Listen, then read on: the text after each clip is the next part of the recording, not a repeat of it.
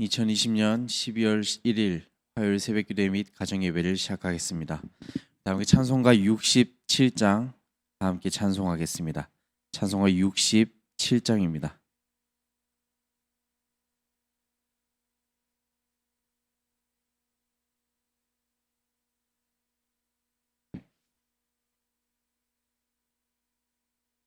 찬송가 67장 하나님께 찬송 올려드리겠습니다. 영광의 왕께 다 경배하며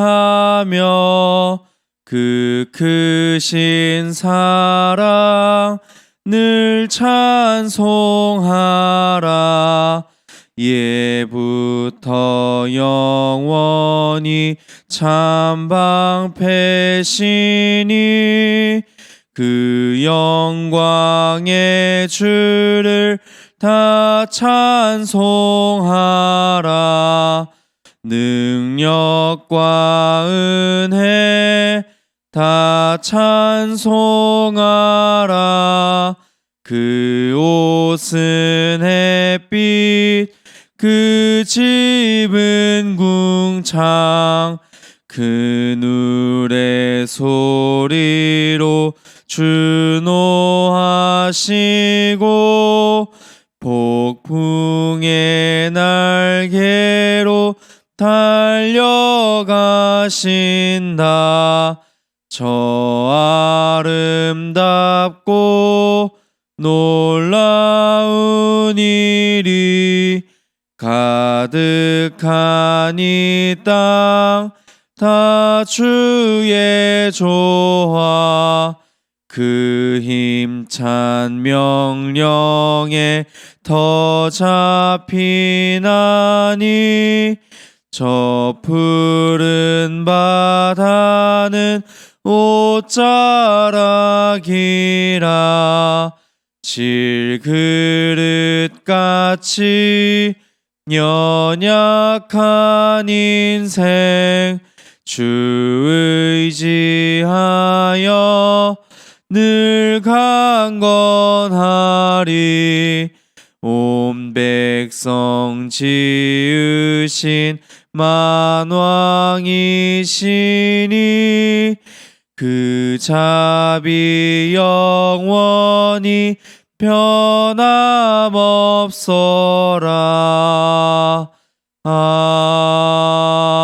아멘. 하나님의 말씀은 다니엘 7장 1절부터 14절까지의 말씀입니다.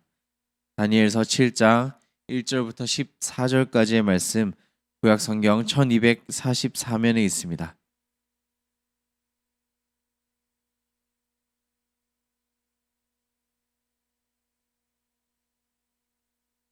이 시간 다니엘서 7장 1절부터 14절까지의 말씀을 우리 다 함께 봉독하겠습니다.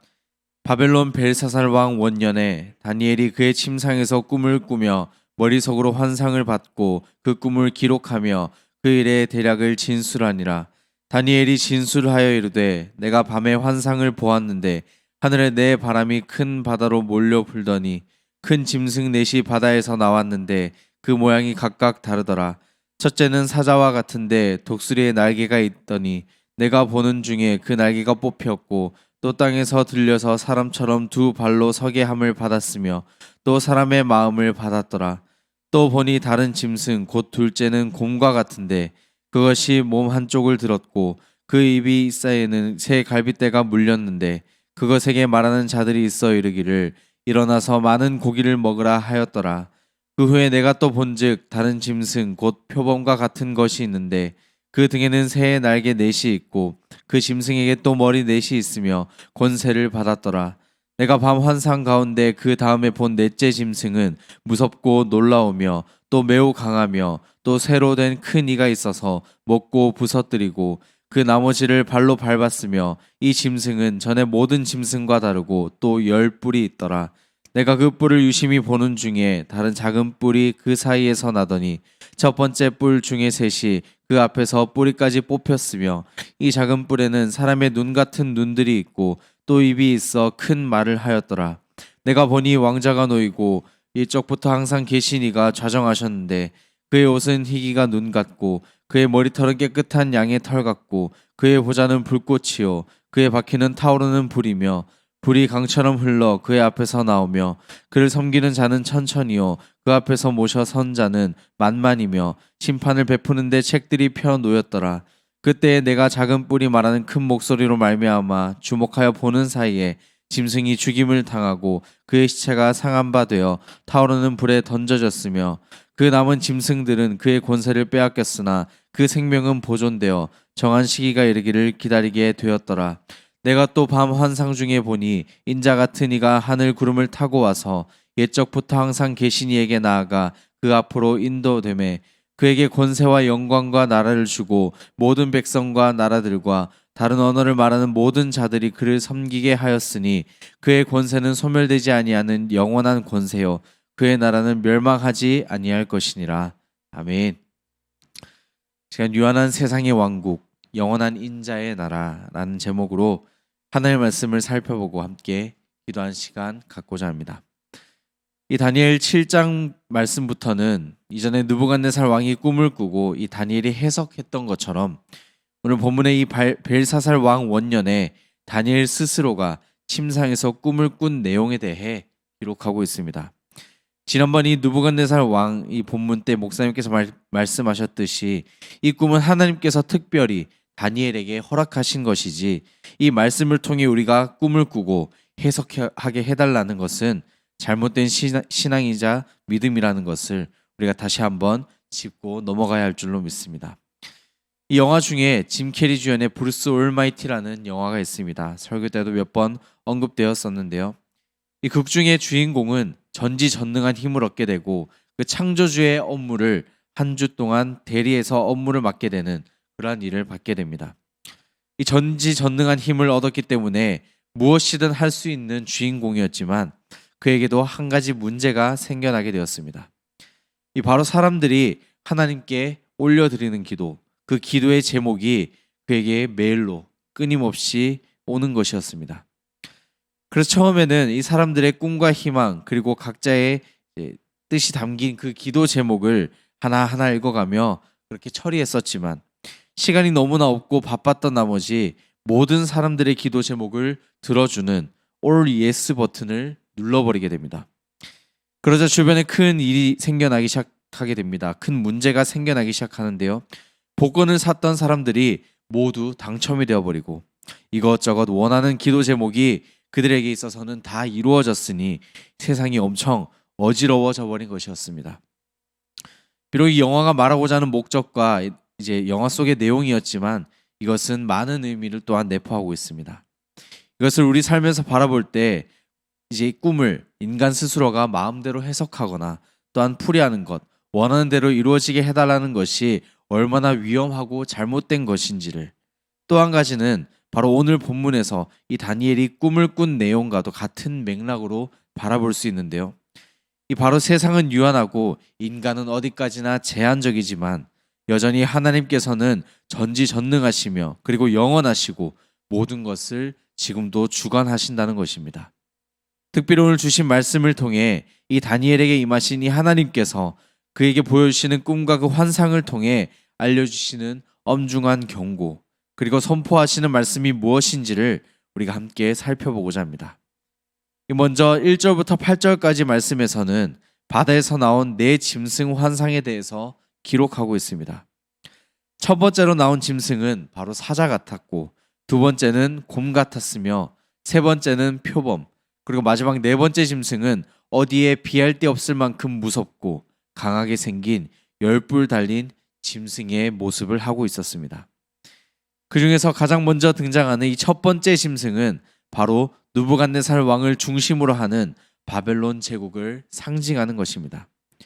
마치 사자가 이 백수의 왕인 것처럼 모든 동물의 왕인 것처럼 바벨론 제국의 권위와 위엄이 세상 모든 제국 중에서 으뜸이었음을 뜻하는 것이며 또한 이 짐승에는 독수리 날개가 있었다고 말씀하는데 바로 바벨론 제국의 강력하고 신속한 군대의 힘을 상징하는 것이기도 합니다.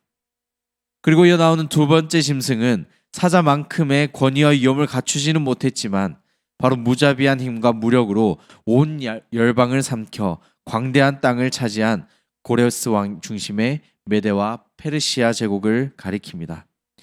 세 번째 짐승인 표범의 특징은 무엇보다도 재빠른 것과 신속하다는 것이 그 특징입니다.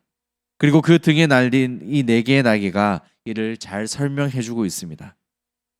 이것은 곧 알렉산더 대왕을 중심으로 한 헬라 제국, 바로 그리스를 상징하는 것입니다. 실제로 알렉산더 대왕은 13년이라는 짧은 기간 내에 표범처럼 재빠르게 세계의 판도를 휩쓸며 돌아다녔습니다. 그리고 마지막으로 등장하는 이 네 번째 짐승에 대해서는 뚜렷하게 밝히고 있지는 않습니다. 하지만 우리가 말씀을 통해 알 수 있듯이 그 짐승은 무섭고 놀라우며 매우 강하고 단단한 쇠로 된 이가 있는 10뿔이 달린 무서운 짐승이었습니다. 이 바로 이전의 모든 제국들보다 훨씬 강하고 무서운 로마 제국을 상징했던 것입니다. 하지만 이것이 꼭 역사상의 로마 제국만을 의미하는 것은 또한 아닙니다.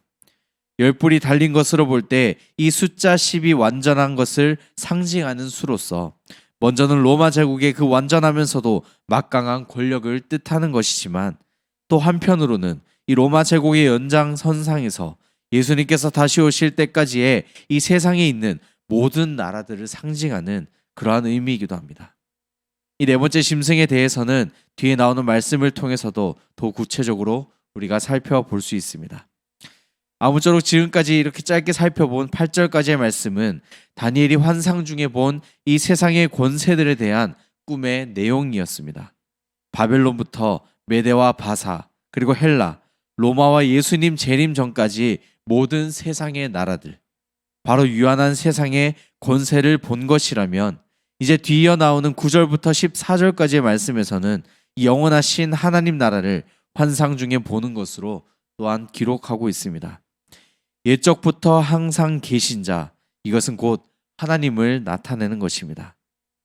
출애굽기에서 하나님은 모세에게 나는 내 조상의 하나님이라 나타나셨고, 또한 사도 요한에게는 처음과 끝이요 알파와 오메가, 곧 이전에도 있고 전에도 있었고 장차 올 자요 전능한 자라고 그렇게 나타내셨습니다. 13절과 14절의 말씀은 또한 이렇게 기록합니다.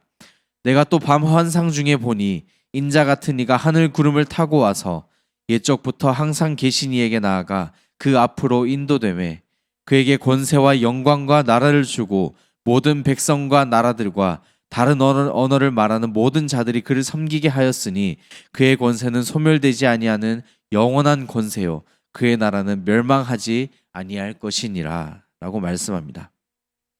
특히 13절의 말씀에서는 인자 같은 이가 나오는데, 인자는 곧 우리가 신약에서도 많이 접해보셨듯이 메시아를 가리키는 것입니다.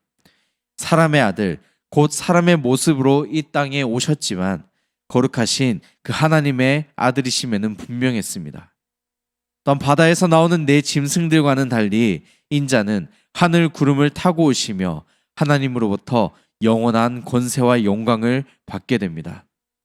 따라서 이 나라는 영원한 하나님의 나라인 메시아 왕국을 가리키는 것입니다. 세상에 세워졌다가 멸망해버린 여러 나라들과 같지 않음을 다니엘은 꿈과 환상 가운데 바라볼 수 있었던 것입니다.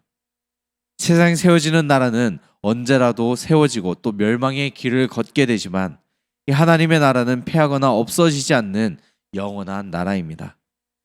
마태복음 4장 8절과 9절에서 이 사탄은 예수님을 높은 산으로 데리고 가서 그 앞에 엎드려 경배하면 천하 만국과 그 영광을 다 주겠다고 말했지만 예수님께서는 사탄을 향해 물러가라.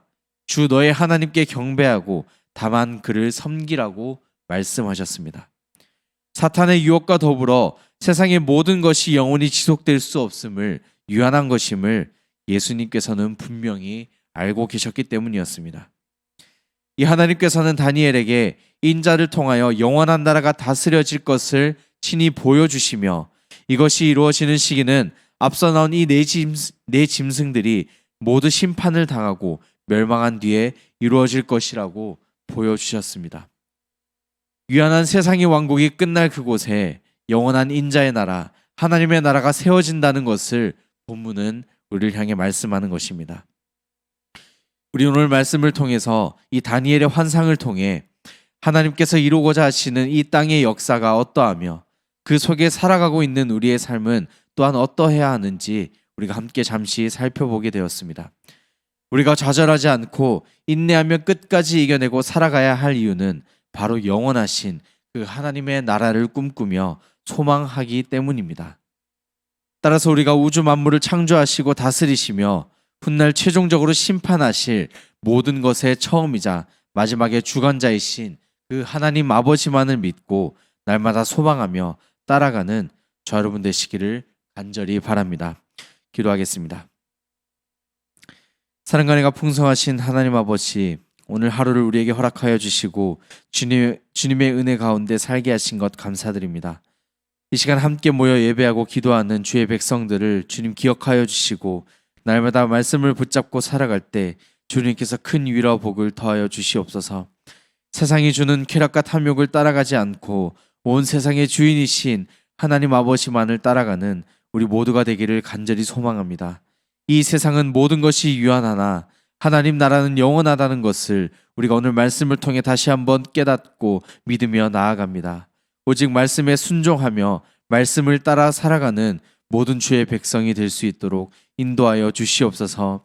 이 시간 드려지는 가정 예배가 주님의 은혜 가운데 잘 드려지게 하시고 날마다 정한 시간 기도와 예배의 자리로 나아가게 하셔서 교회의 모든 몸된 지체들이 믿음으로 강건해질 수 있도록 주님 도와주시옵소서. 이 땅에 세우신 우리 교회가 열심을 다해 주님을 섬기며 따라감으로 반석 위에 세워지는 든든한 교회가 되게 하시고 날마다 굳건하게 주님께서 주신 복음을 전하는 우리 서소문 교회가 될 수 있도록 지켜주시옵소서. 또한 다음 세대를 잘 이끌어 나갈 수 있는 우리 교회가 되게 하시고 자라나는 모든 자녀들이 주님 안에서 바르게 양육될 수 있도록 주님 도와주시옵소서. 특별히 수능 시험이 얼마 남지 않았습니다. 시험을 치르는 수험생들에게 지혜를 부어주시고 잘 준비한 만큼 좋은 결과가 나올 수 있도록 실수하지 않도록 주님께서 그 마음을 주장하여 주시옵소서. 우리 교회 또한 여전히 병마로 싸우고 있는 여러 환우들이 있사오니 주는 그들의 아픔을 얼어 만져주시고 치료의 손길을 더하여 주셔서 모든 병마가 깨끗이 나을 수 있도록 역사하여 주시고 거룩하신 하나님을 더욱 잘 섬기며 나아갈 수 있는 그러한 믿음 또한 허락하여 주시옵소서. 코로나로 인해 우리나라가 또한 온 세계가 아픔 가운데 있습니다. 주님, 이 어려운 시기가 모두 속히 지나서 우리가 주님께 감사하며 예배드리며 온전히 찬양하며 나아갈 수 있는 귀한 시간이 다가올 수 있도록 우리가 지금 이 시기를 잘 견뎌내고 이겨낼 수 있도록 우리의 마음을 영적으로 무장할 수 있도록 그런 기회로 삼을 수 있도록 주님 도와주시옵소서. 모든 것을 주님께 맡겨드리며 거룩하신 예수님의 이름으로 기도드립니다. 아멘. 하늘에 계신 우리 아버지의 이름을 거룩하게 하시며 아버지의 나라가 오게 하시며 아버지의 뜻이 하늘에서와 같이 땅에서도 이루어지게 하소서. 오늘 우리에게 일용할 양식을 주시고 우리가 우리에게 잘못한 사람을 용서하여 준 것 같이 우리 죄를 용서하여 주시고 우리를 시험에 빠지지 않게 하시고 악에서 구하소서. 나라와 권능과 영광이 영원히 아버지의 것입니다. 아멘.